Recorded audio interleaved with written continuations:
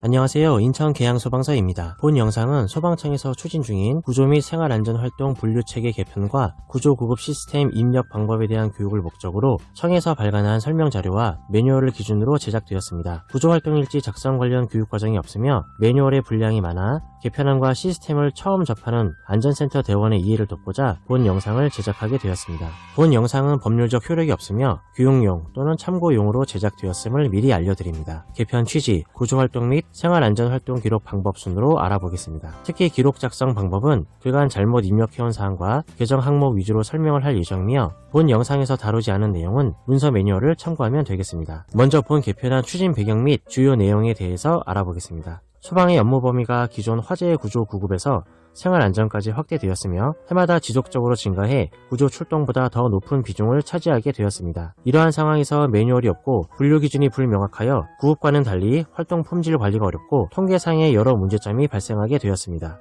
이에 소방청에서는 구조 및 생활안전 분류 기준을 재정립하게 되었으며 매뉴얼을 제정하고 시스템을 구축하는 등 개편 사업을 추진하였습니다. 개편안 주요 내용입니다. 구조와 생활안전 활동의 분류 기준이 불명확하였으나 목적, 구조 대상자 유무, 사고 발생 상황, 현장 악화 가능성 등 4가지의 분류 기준을 제시하여 구조 활동과 생활안전 활동을 명확히 구분하였습니다. 또한 사고 장소, 사고 유형 등을 관계 법령, 사회적 이슈 등을 반영하여 모든 활동을 데이터화할 수 있도록 세분화하였습니다. 다음은 건수 및 사고 유형 선정 기준입니다. 이번 개편에서 가장 중점을 두어야 하는 부분이 바로 건수 산정입니다. 기존에는 화면 왼쪽과 같이 계양소방서 관할에 부평 서부소방서 등이 출동하면 각 사마다 한 건씩 총 3건의 구조 출동으로 산정하였으나 개편안에서는 관할서인 계양에서만 한 건으로 산정하고 부평, 서부 등 타 지역 출동되는 지원 출동으로 처리하여 통계의 신뢰성을 제고하였습니다. 119 구조 구급에 관한 법률 시행규칙 개정을 통해 기록지 개정과 신설을 추진합니다. 기존에는 구조, 생활안전 모두 구조활동 일지에 기록을 하였는데 생활안전 활동 기록지를 신설하고 기존 구조활동 일지도 구조활동 기록지로 명칭 변경과 내용을 개편합니다.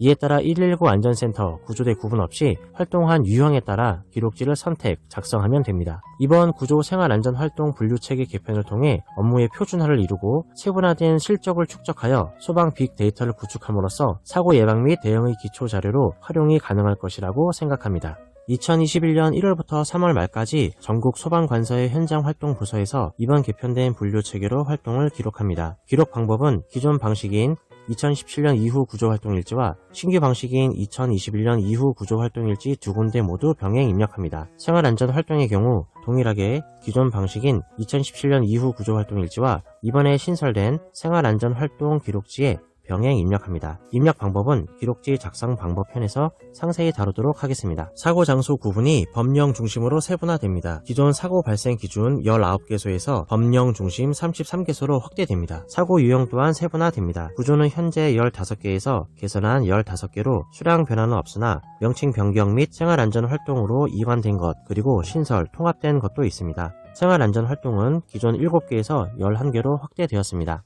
지금부터는 소방청이 2020년 10월에 발간한 구조생활안전활동 분류체계 매뉴얼을 바탕으로 구조활동 기록지 및 생활안전활동 기록지 작성 방법에 대하여 살펴보겠습니다. 매뉴얼은 크게 5장의 챕터로 구성되어 있으며 챕터 구성은 화면에 보이는 바와 같습니다.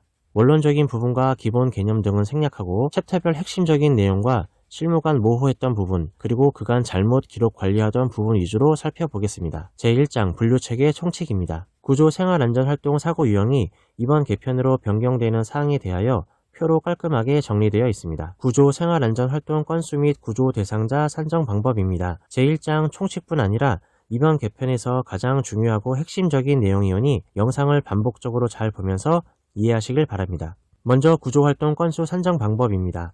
구조활동 건수란 한 건의 사고로 한 개 구조대 또는 안전센터 등에 의해 처리한 건수를 말합니다. 바로 밑에 예외 규정 3가지가 있는데 이에 앞서 관할 구조활동 선정 부서 우선순위라는 것이 있습니다. 통계 처리를 하는 데 있어서 가장 핵심적인 부분이고 실제 시범 운영간 잘못 기입하는 사례가 많은 부분이기 때문에 집중하여 주시기 바랍니다. 먼저 관할 소방서 구조대, 다음으로 관할 소방서 안전센터, 타 관할 소방서 구조대, 타 관할 소방서 안전센터, 마지막으로 본부 특구단 순으로 구조 건수를 산정합니다. 위 세 가지 예외의 규정에 접목해 보겠습니다. 규정대로 이해하려면 어려운 부분이 있어서 사례 중심으로 설명을 많이 하도록 하겠습니다. 교통사고 구조 출동이 대표적인 경우입니다. 다중추돌 교통사고 구조 출동이 발생하여 작전센터, 개선센터, 구조대 등 총 3개 센터에서 출동한 경우에 어떻게 작성하는지 보겠습니다. 먼저 작성자는 해당 사고에 출동하였던 작전, 계산, 구조대가 되며 작성 시기는 활동 종료 및 복귀 후 즉시 정확하게 작성하도록 매뉴얼 154페이지에 설명되어 있습니다. 3개의 센터에서 출동을 하였지만 한 건의 사고이기 때문에 구조 건수는 한 건으로 산정합니다.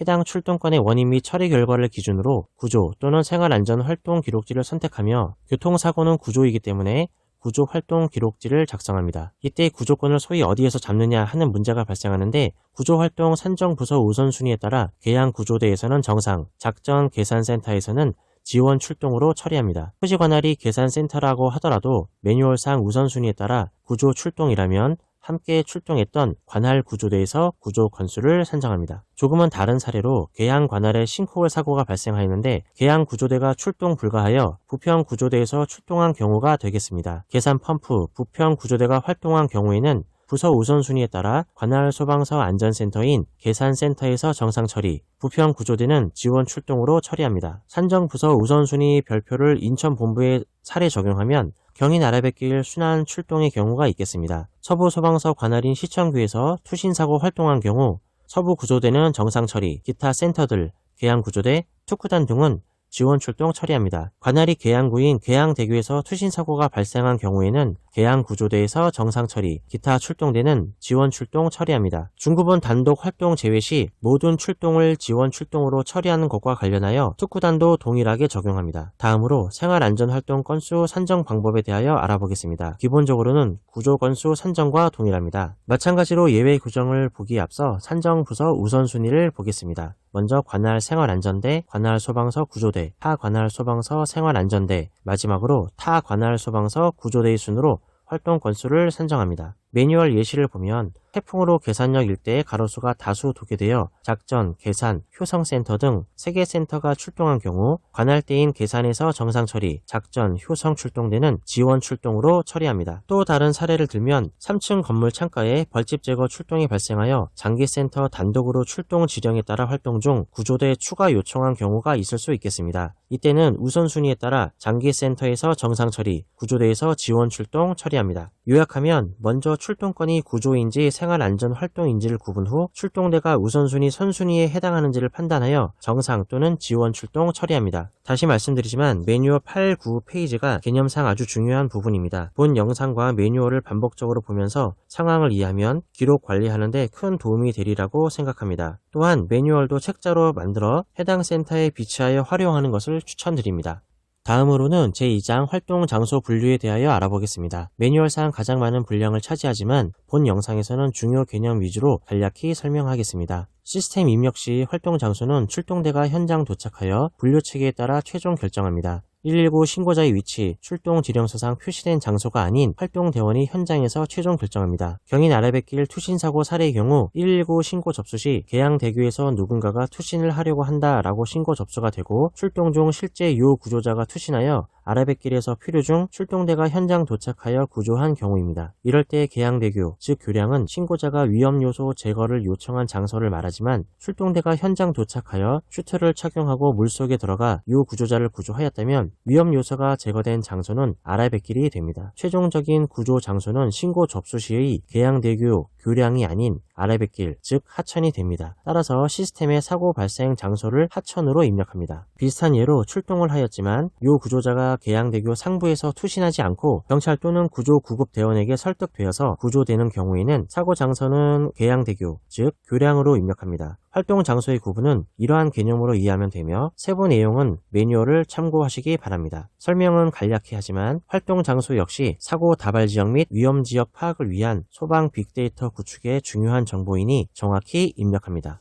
다음은 제3장 구조활동 유형 분류입니다. 활동 유형 역시 활동 장소와 마찬가지로 중요한 정보 사항으로서 정확히 입력합니다. 구조 요청한 내용을 토대로 출동대원이 사고 원인 및 활동 중심으로 최종 결정합니다. 활동 유형은 총 15개로 분류되며 2개 이상의 유형이 겹치는 경우에 대해 알아보겠습니다. 먼저 구조 활동을 유발한 명백한 원인을 우선적으로 적용합니다. 매뉴얼에 있는 강물 투신 예시를 보면 이해가 쉽게 되실 겁니다. 두 번째, 일반 사고와 특정한 사고가 겹칠 경우 특정한 사고를 우선 적용합니다. 산행 중 추락한 경우는 산악사고를 적용합니다. 그 외에 기준 적용이 어려울 경우 표에서 보는 바와 같이 우선순위를 적용합니다. 헬기가 담수 중 저수지에 추락한 경우 항공기 사고와 순환사고 중복으로서 명백한 원인이 확인이 안되고 특정한 사고 판단이 모호하면 최종적으로 우선순위표를 적용하여 2분류인 순환사고보다 앞선 1분류인 항공기 사고로 분류합니다. 동일 분류 내 복합사고는 사고 유형 우선순위를 적용합니다. 예를 들어 항공기에서 테러 사고가 발생하면 1분류 내에 테러가 항공기보다 우선순위가 앞서기 때문에 테러 사고로 분류합니다. 활동 유형 분류는 실무적으로 헛갈리는 부분 또는 기존 입력 시 오류가 있었던 항목 위주로 설명하겠습니다. 논란의 소지가 있는 만큼 제 분석 영상이 옳지 않을 수도 있음을 미리 알려드립니다. 먼저 화재의 경우 구조활동의 화재 확인 출동과 생활안전활동의 비화재보 확인 출동 구분에 대한 부분입니다. 속보설비 출동권에 대한 처리에 있어서 결론부터 말씀드리면 화재가 발생한 경우 구조의 화재로, 발생하지 않은 경우에는 생활안전활동의 비화재보 확인으로 처리합니다. 다음은 구조활동의 인명가침 사고와 생활안전활동의 잠금장치 개방 사고의 구분입니다. 매뉴얼 101, 102, 140, 141페이지를 종합하면 두 활동 구분의 가장 중요한 요소는 요 구조자입니다. 사람이 갇혀있다고 신고 접수되어 문 개방을 한 결과 요 구조자가 없는 경우에는 생활안전활동의 잠금장치 개방으로 처리하며 반대로 비긴급성 활동이었지만 요 구조자가 있는 경우에는 인명가침으로 처리합니다. 다음은 누출사고입니다. 기존 구조 유형 분류 중에 유해물질과 위험물 카테고리가 이번 개편으로 없어지면서 누출사고로 조정되었습니다. 기존 유해물질, 위험물 사고 건수가 적어 개편 시 반영이 된 것 같습니다. 위험물은 위험물 안전관리법에서 규정하는 제1류부터 6류까지의 위험물입니다. 우리가 알고 있는 휘발유, 등유, 경유 등 관련 사고가 이 범주에 포함됩니다. 매뉴얼의 주요 사례를 보면 쉽게 이해가 되리라 생각합니다. 유해화학물질은 위험물 외에 황산, 염산, 암모니아 등이 누출된 사고를 말합니다. 매뉴얼 117부터 123페이지를 순서대로 보면 누출, 폭발 및 테러 의심 사고 관련 설명입니다. 가스 운반 차량이 충돌에 의해 가스 누출이 되었다면 누출사고, 누출 시 폭발을 동반하면 폭발사고, 특정 개인이나 단체가 고의로 사고를 일으켰다면 테러 의심 사고로 분류합니다. 구조활동 유형 구분 중 마지막 기타 사고입니다. 위의 14가지 분류 외에 해당하는 유형입니다. 특이할 만한 부분은 위의 동물 포획이 있습니다. 생활안전활동의 동물 포획과 중첩이 될 수도 있겠으나 생활안전과 구분되는 점은 동물이 사람에게 위해를 가하고 있거나 가할 가능성이 있어 포획이 필요한 경우를 말합니다. 사례에서 보듯이 호랑이, 멧돼지 등이 주민에게 위해를 가하여 포획이 필요한 경우나 목줄이 풀린 대형견이 주민을 물거나 위해를 가해 포획하는 경우가 해당됩니다. 이때는 생활안전활동 기록지가 아닌 구조활동 기록지에 기타 사고, 위해 동물 포획으로 입력하며 요 구조자가 있는 경우에 인적사항 등을 파악하여 입력합니다.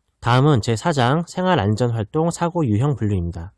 생활안전활동도 구조활동과 마찬가지로 활동 유형을 출동대원이 최종 결정하며 총 11개의 유형으로 분류합니다. 기존 분류에도 있었던 벌집 제거, 동물 포획과 구조활동 유형 시 설명드린 잠금 장치 개방은 매뉴얼을 참조하시기 바랍니다. 장애물 제거 및 안전조치입니다. 기존 자연재난이라는 분류에서 명칭이 변경되었습니다. 여름철 폭우 및 겨울철 한파 시에 각종 낙하물, 간판, 외벽, 가로수 안전조치 등이 모두 여기에 해당됩니다. 다음은 위치 확인입니다. 기존 구조활동의 위치 추적이 이번 개편에서 생활안전활동 위치 확인이라는 명칭으로 변경 구분되었습니다. 각종 실종신고, 신변 확인을 위한 현장 활동이 해당됩니다. 주의할 점은 사례에서 보듯이 요 구조자 구조 여부에 관계없이 위치 확인 출동은 생활안전활동으로 분류됩니다. 다음은 피해 복구 지원입니다. 장애물 제거 및 안전조치와 마찬가지로 기존 자연재난 파트에서 명칭이 변경되었습니다. 전기 차단 및 전기 공급이 있으며 생활용수 등 급수 지원, 침수 지역 배수 지원 등이 해당합니다. 다음은 생활끼임 안전조치입니다. 반지 등 장신구 끼임이나 장난감 끼임 사고 등이 해당합니다. 주의할 점은 심각한 부상이나 고통이 수반되는 경우에는 구조활동, 끼임사고로 처리합니다. 그 외에 행사지원, 감염병 지원 활동 등이 있으며 위 10가지 생활안전활동에 포함되지 않는 경우는 마지막 기타 생활안전활동으로 분류합니다. 마지막 제5장 구조 및 생활안전활동 기록입니다. 실무에서 시스템 입력할 때 오류가 많이 발생할 수 있는 출동 유형, 관할 구분 및 구조 실적 입력하는 방법을 매뉴얼과 구조 구급활동 시스템을 보면서 알아보겠습니다. 먼저 매뉴얼을 보면서 유형, 관할, 실적이 어떻게 구분되는지 살펴보겠습니다. 분류 코드 표에 보이는 바와 같이 출동 유형은 정상, 현장 도착 후 미처리, 현장 도착 전 귀소, 지원 출동 4가지로 구분합니다. 표 맨 밑에 관할 외는 출동 유형이 아니라 관할 구분에 해당합니다. 구조 실적 관련입니다. 매뉴얼상 구조 실적은 처리, 지원 활동, 미처리 크게 3가지로 구분되며 처리는 다시 인명 구조, 안전 조치, 기타 구조 활동으로 구분됩니다. 지원 활동은 인명 구조, 인명 대피, 인명 검색, 안전 조치, 기타 활동 5가지로 구분됩니다. 마지막 미처리는 자체 처리로부터 거짓 신고까지 6가지로 분류됩니다. 시스템 입력 영상을 보기에 앞서 구조 실적 관련 매뉴얼이 실제 시스템에 어떻게 적용되는지 비교해 보겠습니다. 위에는 매뉴얼, 아래는 시스템 화면을 캡처한 모습입니다. 매뉴얼은 구조 실적을 크게 처리, 지원 활동, 미처리로 구분하나 시스템은 별도 구분 없이 2번부터 6번까지 함께 목록이 펼쳐집니다. 매뉴얼 2, 3, 4, 5, 6번 순서대로 시스템에서 인명 구조부터 미처리까지 입력이 가능합니다. 이제 실제 사례를 바탕으로 입력을 해보겠습니다. 활동 종료 후 입력하게 될 시스템 모습입니다. 왼쪽 상단 기록지 목록에 2021년 이후 구조일지, 2017년 이후 구조일지, 그리고 21년 이후 생활안전 활동 기록지가 있습니다. 지금은 전국 시범 운영 기간이라 활동 내역 입력할 때 구조면 2021년 이후, 2017년 이후 구조 활동 일지를 입력하고 생활안전 활동이면 기존의 2017년 이후 구조 활동 일지와 함께 2021년 이후 생활안전 활동 기록지를 병행 입력합니다. 먼저 출동 유형 부분을 입력해 보겠습니다. 클릭을 해보면 방금 매뉴얼상 분류 코드표에서 본 대로 정상, 지원 출동, 현장 도착 후 미처리, 현장 도착 전 귀소 이렇게 4가지로 분류됩니다. 먼저 정상은 관할 구조대가 사고 현장에 도착하여 구조 활동을 한 경우에 해당합니다. 교통사고가 발생하여 관할 센터 구조대가 함께 출동을 하였는데 관할 센터와 구조대가 각각 또는 합동으로 인명 구조를 한 경우 우선순위에 의해 구조대는 정상 처리, 관할 센터는 지원 출동 처리합니다. 두 번째 지원 출동은 관할 구조대 외의 소방대가 사고 현장에 도착하여 활동한 경우입니다. 세 번째 현장 도착 후 미처리는 출동대가 현장에 도착하여 선착대 또는 기타 타 기관에서 구조 상황을 종료한 경우, 즉 구조 활동을 하지 않은 경우에 해당합니다. 드문 경우이긴 합니다만 교통사고가 발생하여 관할 센터 구조대가 함께 출동을 하였는데 관할 센터에서 인명 구조를 완료한 후에 구조대가 도착하였다면 관할 센터에서는 정상 처리, 구조대는 현장 도착 후 미처리로 등록합니다. 마지막으로 현장 도착 전 귀소는 상황실에서 귀소 또는 취소 지령이 있을 경우, 현장 도착 전 신고자가 출동을 취소한 경우 또는 구조 상황이 종결된 경우에 해당합니다. 참고로 관할 구분은 구조대의 경우 소방서 관할을 기준으로 하며 119 안전센터의 경우에는 안전센터의 관할이 기준이 되겠습니다. 소방본부 소속 특수구조단은 소속 시도가 기준이 되며 중앙 119 구조본부는 지역 번역 기준이 되겠습니다. 기타 기상 상황, 신고자, 주소를 입력하고 이번 개편 때 도입된 위치 좌표도 정확히 파악해서 입력합니다. 재난 규모는 이렇게 4단계에 분류되어 있고요. 전 화면에서 보았던 구조 실적을 이렇게 구분하여 입력합니다. 개요 바로 옆 시트로 가서 사고 장소와 원인, 그리고 활동 개요 등을 상세히 기재합니다. 특히 활동 개요는 구조 활동 성공 여부에 관계없이 모두 기록합니다. 옆에 구조 인원 및 공원 인력, 장비도 동일하게 정확히 입력합니다. 지금까지 구조 및 생활안전활동 분류 체계 개편에 따른 기록 관리 방법에 대하여 알아보았습니다. 시청해주셔서 감사합니다.